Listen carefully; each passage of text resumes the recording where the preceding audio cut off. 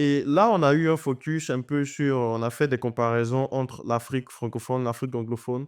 Mais on va chercher aussi à savoir, quelles sont les difficultés. Vous avez parlé tantôt de la barrière de la langue, tout et tout. Mais est-ce que il n'y a pas des investisseurs qui parlent français? Est-ce que la langue est en réalité une barrière? Parce que généralement, je me dis, quand on est une start-up, bon, les chiffres n'ont pas de langue, hein. Voilà, on dit que les VC, ils s'intéressent beaucoup plus aux chiffres. C'est ça. Qu'est-ce que ton application permet de faire? Parce qu'on voit que Jamo, bon, aucun des cofondateurs n'est anglophone. Ils sont bilingues, c'est vrai. Ils ont un parcours. Ok. Ah, mais tu bois un peu et que l'anglais quelque part, alors que c'est, Ils il sait ont, pas. ils ont un parcours, c'est vrai, mais je veux dire, quelles sont les difficultés? Et quand on se met dans la peau d'un francophone qui ne parle pas anglais, donc est-ce que ça veut dire que bon, il peut plus jamais lever, il doit forcément bootstrapper? Non, ça ne veut pas forcément dire ça. Parce que c'est vrai que j'ai parlé de l'anglais, c'est surtout en rapport avec le nombre de VC, euh, disons, Disponible. disponibles, Ouais, c'est tu vrai. vois. Mais il y a des VC francophones, Ouais.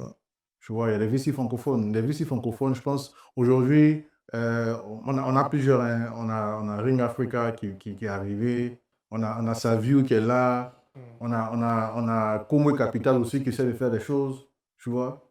En fait, moi, c'est surtout en termes du nombre, ou même si tu veux, ce type de VC francophone-là qui est là, qui arrive à communiquer avec nos fondateurs, je dirais.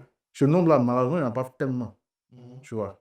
Maintenant, je dirais que l'une des choses aussi, on va dire, je viens de dire, il y a une différence de mentalité. Je pense que tu parlais de mentalité tout à l'heure entre le fondateur anglophone et le fondateur francophone. Mhm.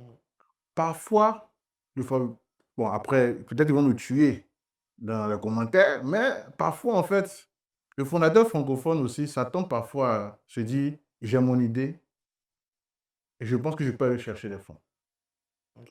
Donc, tu remarqueras qu'il y a vraiment très peu Mhm. qui arrivent vraiment à avoir une traction qui nécessite Une levée. VC Funds, Ouais. une levée de fonds, tu vois. Il y en a très peu. Et là encore, je dirais que nous, malheureusement, nous, on n'a pas cette culture-là de, je vais dire quoi, de la start-up en tant que telle.